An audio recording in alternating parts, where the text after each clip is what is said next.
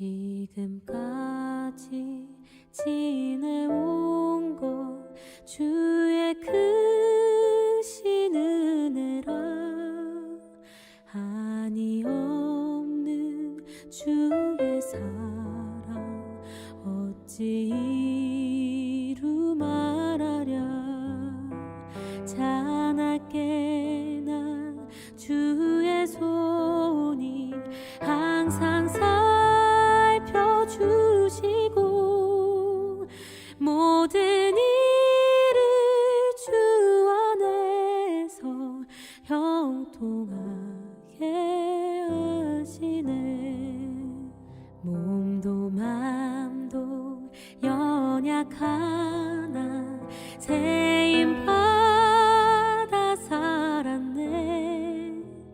물 붓듯이 부으시는 주의 은혜 족하다. 사랑 없는 거리에 난 험한 산길 헤맬 때 주의 손을 굳게 잡고 찬송하며 가리라. 주님 다시 되올 날이 날로 날로 다가와. 무거운 짐 주께 맡겨 벗을 날도 멀잖네. 나를 위해 예비하신 고향 집에 돌아가 아버지의 품 안에서 영원토록 살리라. 영원토록 살리라.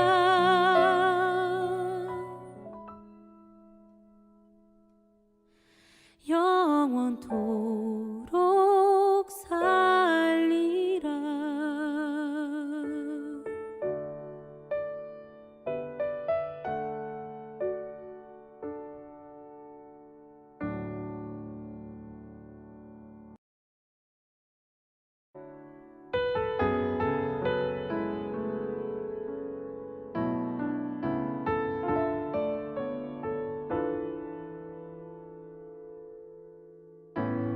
안개가 날 가리워 내 믿음 흔들리려 할 때 나 주님께 나아가네. 주님은 산 같아서 여전히 그 자리에 계셔. 눈을 들면 보이리라 날 위한 그 사랑. 주는 나의 도움이시며 주의 계획 영원하시네. 주의 위엄 앞에 믿음으로 순종해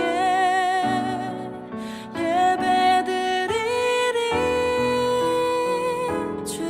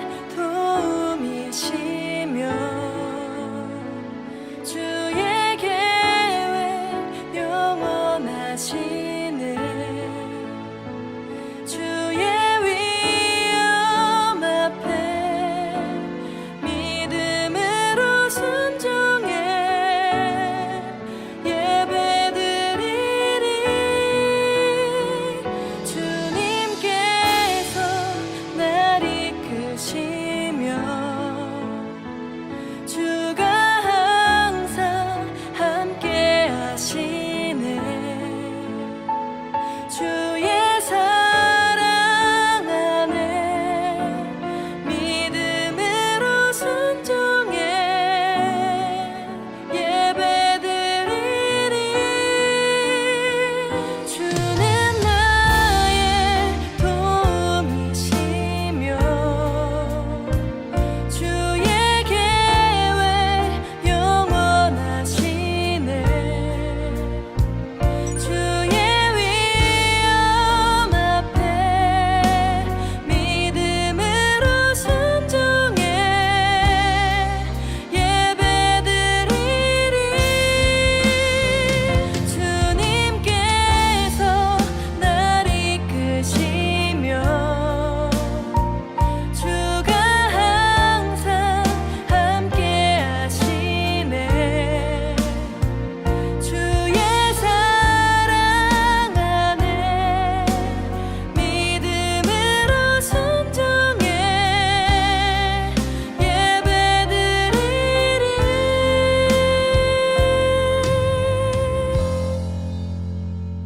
영원히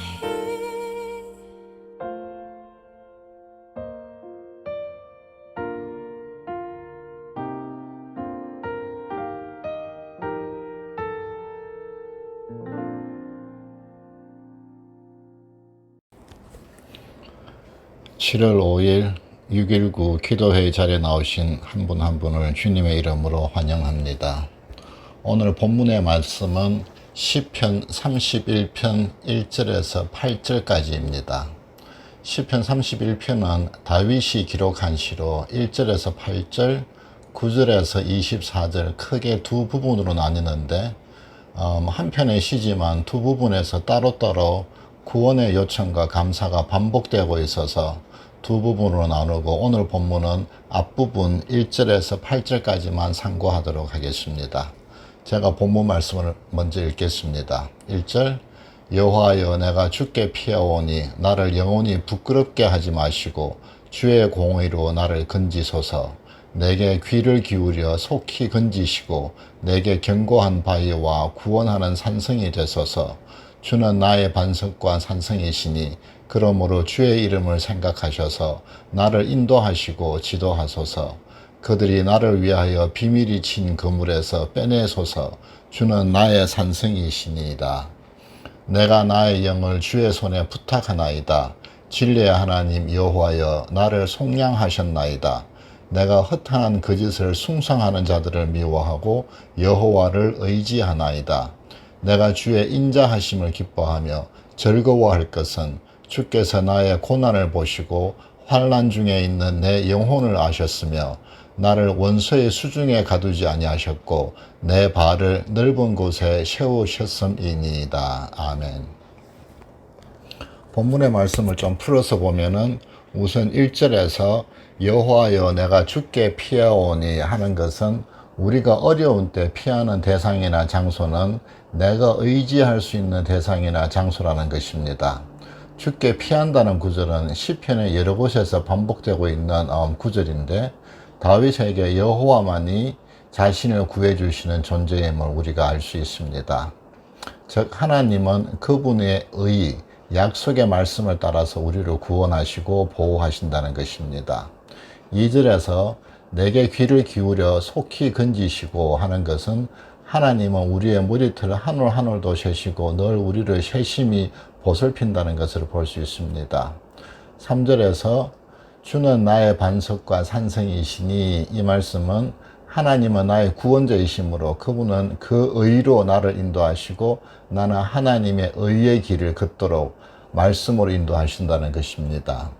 또 4절에서 그들이 나를 위하여 비밀이 친 그물에서 빼내소서.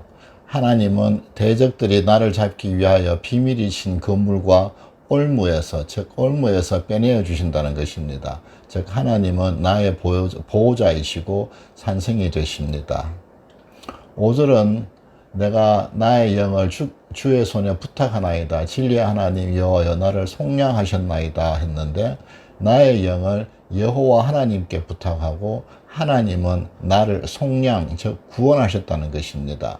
신약의 말씀을 아는 우리는 구원이라는 의미를 십자가에서 주님이 우리를 살리신 그 구속의 사역으로 또 약속의 말씀으로 우리가 클리어하게 알고 있지만, 다윗은 구약 시대에서 어떻게 이런 믿음과 구원의 약속을 시편에서 언급하고 있는지, 저는 이런 구절을 읽을 때마다 그의 믿음이 참 놀랍다고 보여집니다. 그는 참 지혜롭고 용맹했지만 더불어서 매우 영적인 인물이었다는 생각이 듭니다. 6절도 보면은 내가 허탄한 그 짓을 숭상하는 자들을 미워하고 여호와를 의지하나이다 라고 했는데, 그는 역시 옳지 않은 사람들을 멀리하고 하나님만을 의지한다는 고백으로 볼 수 있겠습니다. 7절에서도 내가 주의 인자하심을 기뻐하며 즐거워할 것은 주께서 나의 고난을 보시고 환난 중에 있는 내 영혼을 아셨으며 했는데, 주께서 나의 고난을 보시고 환난 중에 있는 내 영혼을 아셨으므로 2절의 말씀처럼 귀 기울여 속히 건지심같이 나를 언제나 돌보시고 보호하신다는 것이겠죠. 8절도 나를 원수의 수중에 가두지 아니하셨고 내 발을 넓은 곳에 세우셨음이니이다 라고 하는데, 원수의 수중에 두지 않고 자유롭게 넓은 곳으로 세우신다고 하나님을 찬양하고 있습니다. 오늘 본문만이 아니라 다윗이 기록한 시편의 내용을 보면 다윗은 늘 여호와 하나님만이 자신의 주이심을 고백하며 구원과 도우심을 구하는 것을 우리는 볼 수 있습니다. 우리가 하나님에게 도우심을 구하는 것은 먼저 여호와 하나님이 나의 창조주로서 오직 하나님만이 공의롭고 그 능력과 선하심을 내가 인정하고 따른다는 전제가 거기에는 있습니다. 오직 여호와 하나님만이 뜻을 따라서 내가 따라간다는 것은 하나님의 말씀을 따라 내가 산다는 것이라고도 할 수 있겠습니다.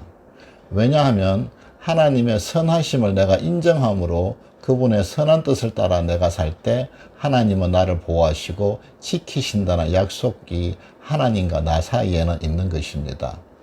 이 말은 다르게 하면은 우리의 하루하루의 삶, 하루하루는 순간순간 판단의 연속이라고 할 수 있는데, 그 판단의 근거가 우리 삶의 가치관에 우리는 대부분 따라서 살아갑니다.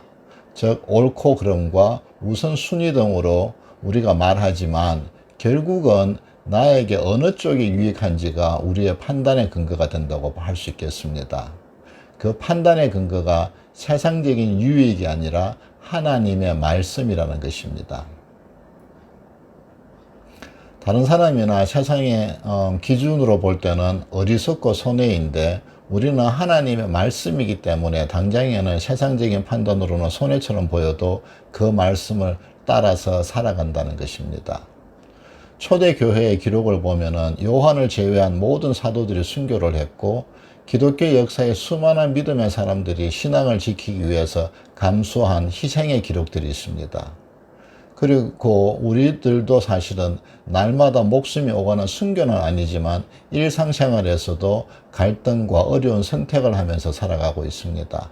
예를 들면은 나보다 남을 낮게 여기고 또 서로 사랑하라는 말씀을 우리가 지키고 살아가려면, 세상 사람들 누구나 자기 중심적이고 나를 먼저 내세우고 살고 있지만, 믿는 우리는 그런 인간의 본능을 누르고 먼저 남을 배려하고 또 나를 낮추면서 살아야 한다는 것이겠죠. 여러 사람들의 모임이나 단체에서 우리가 흔히 보는 모습들이 있습니다. 특히 성공했다는, 세상적으로 무언가 이루었다는 사람들의 단체나 모임 같은 데서 보면은 나를 무시하였다고, 또 그 모임이나 행사에서 나를 인정해 주지 않는다고 서운해하고 때로는 화를 내는 그런 사람들을 모임에서 흔히 볼 수 있습니다. 그러한 사소한 것에서 분쟁이 나고 또 전국에는 편이 갈라지는 그런 것들을 보면은 모르는 사람들, 제3 지켜보는 사람들은 그러지 말라고 나무라고 충고하지만, 사실은 그런 분쟁들이 우리 인간들에게는 자연스러운 모습이라고 생각이 됩니다. 이런 것은 세상적인 모임만이 아니라 믿는 자들의 모임에서도 사실 우리는 먼저 양보하고 희생하면서 섬기기보다 나의 유익을 먼저 구하는 모습이 사실 있습니다. 지난주에 목사님의 말씀처럼 그런 세상의 모습이 아니라 주님의 본을 따라서 그분의 말씀을 행하며 믿음이 성장해가는 삶이 성화의 삶이라고 할 수 있겠습니다. 우리가 하나님의 말씀에 따라 판단하고 행하는 삶을 살아갈 때 하나님은 세상이 주지 못하는 평강과 은혜를 우리에게 주시고 또 우리의 육신의 삶이 다할 때 나의 영혼이 하나님과 함께 천국에서 하나님께서 우리를 구원하시는 그 영혼의 구원까지 우리에게 약속으로 주셨습니다. 요즘 교회에서 육신의 질병으로 고통을 받는 지체들이 있습니다. 늘 병중에 있는 지체들이 있지만 최근에 그런 분들이 좀 더 많아지고 또 저와 아주 가까운 분들도 있어서 참 개인적으로도 마음이 아픕니다.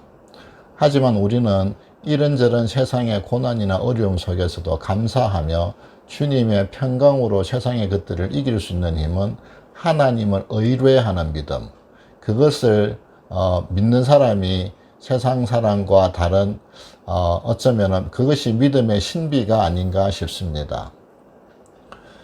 뉴스에서 아직까지도 좀 시끄럽습니다. 2주 전에 대법원에서 연방 대법원에서 낙태를 불법화하고 각 주별로 낙태를 허용하는 그 여부를 결정하라는 대법원의 판결이 나와서 미국이 아직도 온통 시끄럽습니다.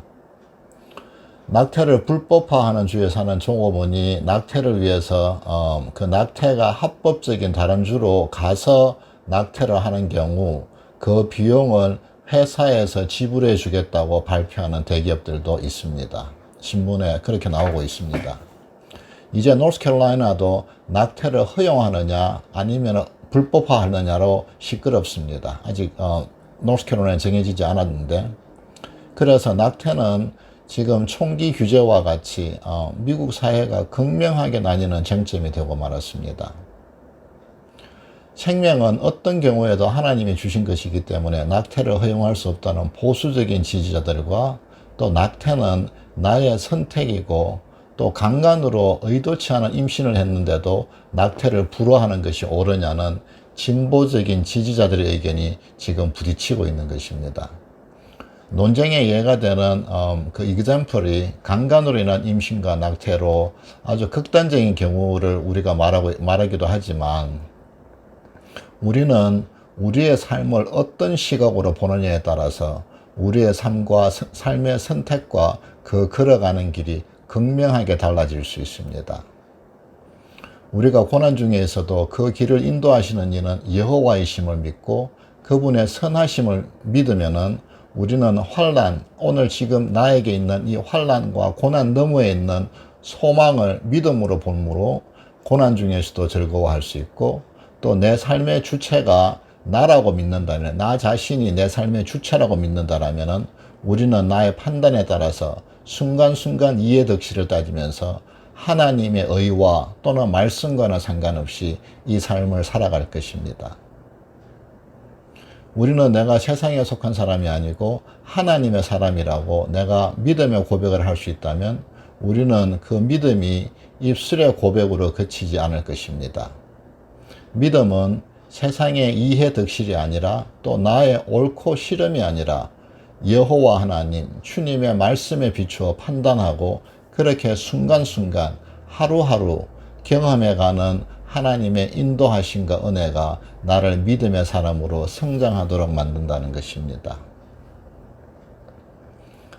오늘 본문 시편 기자인 다윗은 전쟁에 참여할 수도 없던 그 어린 나이에 형들을 보러 갔다가 하나님을 욕보이는 골리앗을 보고 분노해서 물맷돌로 골리앗을 쓰러뜨리는 경험을 어린 시절부터 합니다.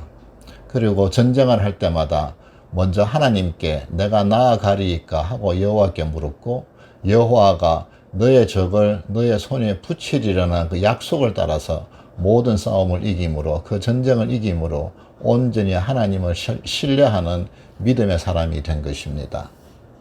또 자신을 죽이려고 쫓아오는 사울 왕을 동굴에서 손쉽게 죽일 수 있었지만 하나님이 기름 부어 세우신 왕을 죽일 수 없다는 그의 의로운 믿음의 행함이 그의 자손들까지 왕의 자리에 오르도록 하나님이 축복하신 것을 성경은 기록하고 있습니다. 우리는 모두 하나님의 은혜를 덧입고 살기 원합니다. 하지만 그 첫 걸음은 세상의 판단이 아니라 하나님의 말씀을 따라 내가 하나님께 합한 의로운 삶을 살아갈 때 그 은혜가 나의 것이 비로소 될 수 있습니다. 시편 기자는 오늘도 본문에서 나를 잡으려는 그 그물에서 올무에서 나를 빼내시고 그리고 자신의 영을 하나님께 부탁하고 있습니다. 다윗은 그 자신이 그런 여호와의 뜻을 따라 살았기 때문에 하나님께 자신을 구해달라고 담대하게 요구하고 있습니다. 히브리서 5장 12절에서 14절의 말씀을 보면은 때가 오래되었으므로 너희가 마땅히 선생이 되었을 터인데 너희가 다시 하나님의 말씀의 초보에 대하여 누구에게서 가르침을 받아야 할 처지이니 단단한 음식은 못 먹고 젖이나 먹어야 할 자가 되었도다. 이는 젖을 먹는 자마다 어린 아이니 의의 말씀을 경험하지 못한 자요 단단한 음식은 장성한 자의 것이니 그들은 지각을 사용함으로 연단을 받아 선악을 분별하는 자들이라고 성경은 기록하고 있습니다. 우리 모두가 믿음의 초보가 아니라 단단한 음식을 먹는 장성한 믿음의 사람으로 되었으면 하는 바람입니다. 오늘 아침에도 재미있는 드라마나 뉴스를 설치하면서 시간을 보내기보다는 말씀을 사모하여서 말씀과 기도의 자리에 나오신 성도님 한 분 한 분이 오늘도 하나님의 말씀을 따라 의의 길을 걸어가고 그래서 하나님의 인도하심을 경험하는 믿음의 하루가 되시기를 주님의 이름으로 축원합니다. 그래서 단단한 음식을 먹는 장성한 믿음의 사람으로 우리가 모두 자라갈 수 있기를 바랍니다. 마음을 모아서 같이 기도하시겠습니다. 먼저는 B24 교회 미션 센터 건축을 위해서 기도하겠습니다. 온 성도님들의 마음이 하나 되어서 하나님의 뜻을 구하고 우리가 그 뜻을 이룰 수 있도록 같이 기도하시겠습니다. 그리고 영어부 사역과 이수연 목사님을 도울 수 있는 부교역자를 주님이 속히 보내주시도록 같이 기도하겠습니다.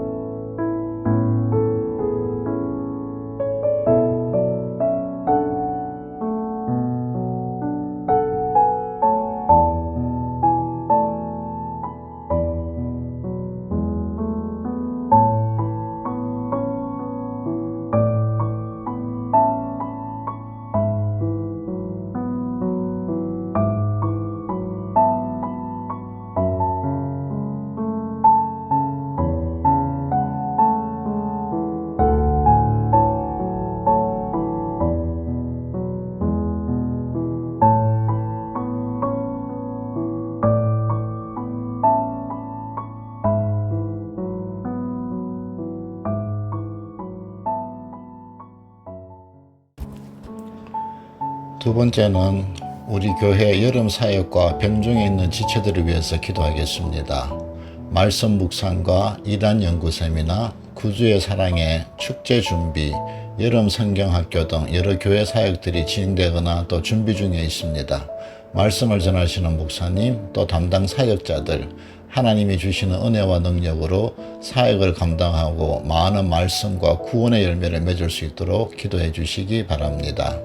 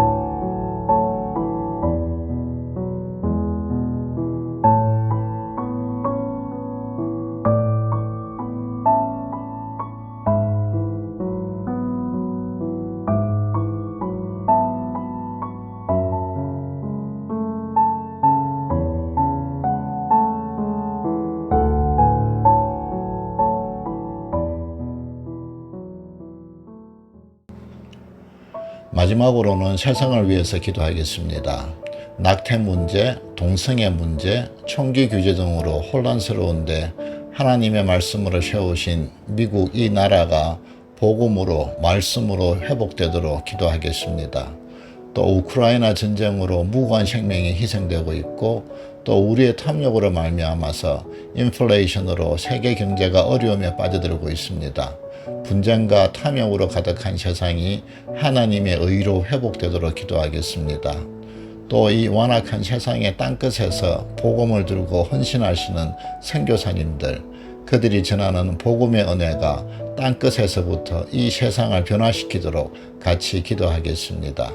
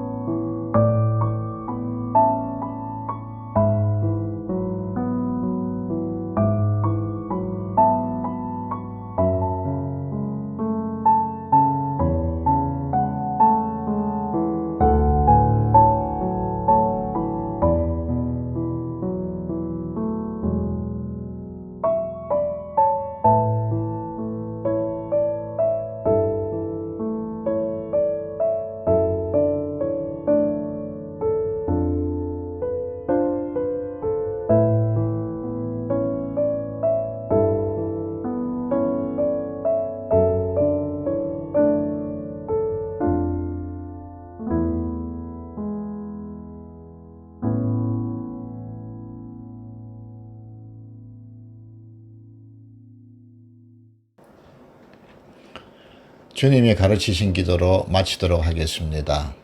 하늘에 계신 우리 아버지여, 이름이 거룩히 여김을 받으시오며 나라가 임하시오며 뜻이 하늘에서 이루어진 것 같이 땅에서도 이루어지이다. 오늘 우리에게 일용할 양식을 주시옵고 우리가 우리에게 죄 지은 자를 사하여 준 것 같이 우리 죄를 사하여 주시옵고 우리를 시험에 들게 하지 마시옵고 다만 악에서 구하시옵소서. 나라와 근세와 영광이 아버지께 영원히 있사옵나이다. 아멘.